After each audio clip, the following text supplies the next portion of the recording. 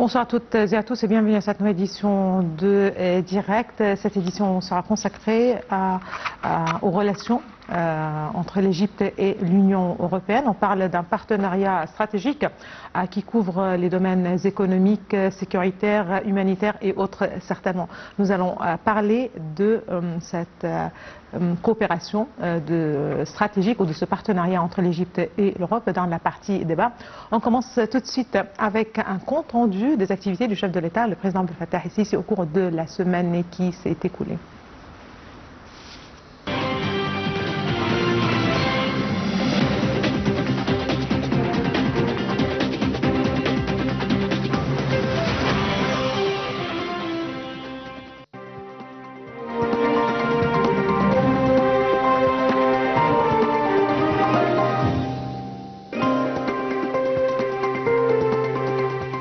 Le président Abdel Fattah el-Sisi reçoit la secrétaire générale adjointe des Nations Unies et secrétaire exécutive de la Convention des Nations Unies sur la lutte contre la désertification, Dr Yasmine Fouad.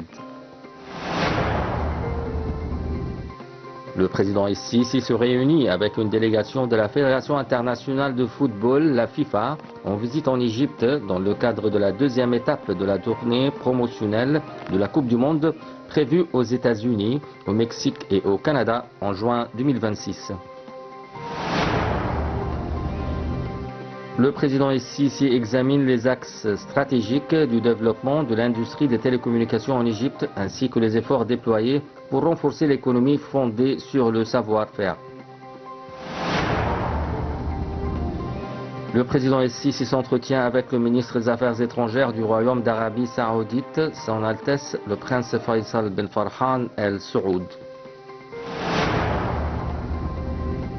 Le président Abdel Fattah el-Sisi adresse à travers sa page Facebook ses plus sincères félicitations au peuple égyptien ainsi qu'aux frères et aux sœurs coptes à l'occasion de la fête de Noël. Il a souligné que cette célébration incarne les valeurs d'amour, de paix et de dévouement sous la bannière de la patrie avec laquelle l'Égypte progresse vers un avenir digne de son grand peuple.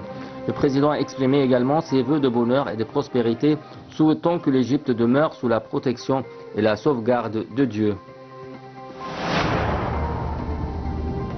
Le président el-Sisi arrive à la cathédrale de la Nativité du Christ dans la nouvelle capitale afin de présenter ses vœux à l'occasion de la fête de Noël.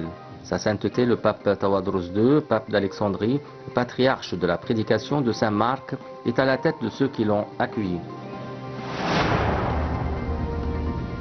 Le président el-Sisi s'entretient avec la haute représentante de l'Union européenne pour les affaires étrangères et la politique de sécurité, Kaja Kallas.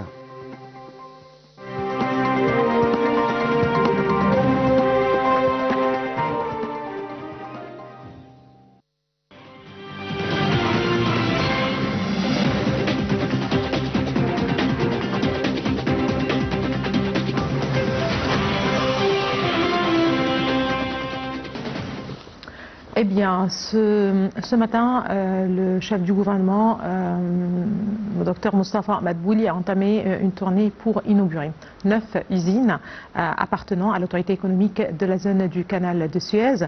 Le chef du gouvernement a été accompagné par le vice-premier ministre pour le développement industriel et ministre du transport et de l'industrie et d'un certain nombre de responsables. Tout de suite, un commentaire sur ces inaugurations.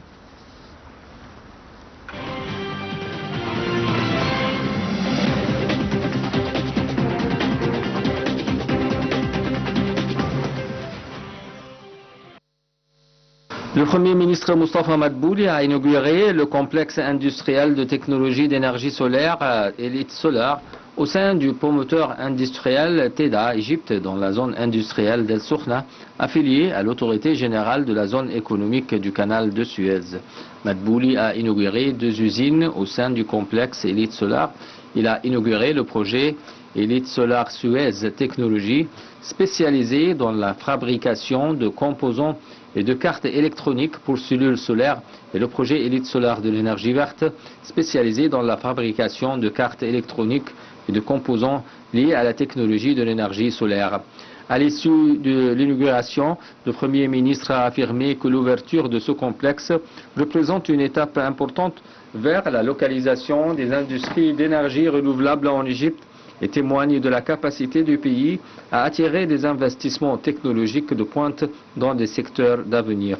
Il a souligné que ce projet contribue au soutien des initiatives nationales pour la transition vers une économie verte et renforce la position de l'Égypte en tant que pôle régional de fabrication de composants pour l'énergie solaire conformément aux objectifs de la vision 2030 de l'Égypte.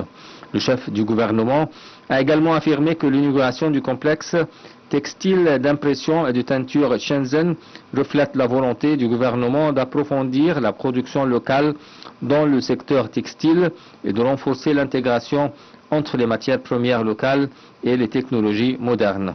Madbouli a en outre indiqué que l'État s'attachait à développer ce secteur vital, à accroître la valeur des produits égyptiens et à soutenir les exportations. Le Premier ministre a tenu à inspecter les composantes du complexe et à écouter les explications de son directeur qui a expliqué que le projet s'étend sur une superficie de 20 000 m² et représente des investissements de 20 milliards de dollars, précisant que 70% de la production est exportée. Le Premier ministre a également inauguré l'usine Vanward spécialisée dans la fabrication des appareils électroménagers. Cette inauguration s'inscrit dans le cadre de l'engagement ferme du gouvernement en faveur de la localisation de la production d'appareils électroménagers et de composants d'ingénierie compte tenu de leur rôle crucial dans la réduction de la dépendance aux importations de la fourniture des produits conformes aux normes internationales et répondant aux besoins du marché local.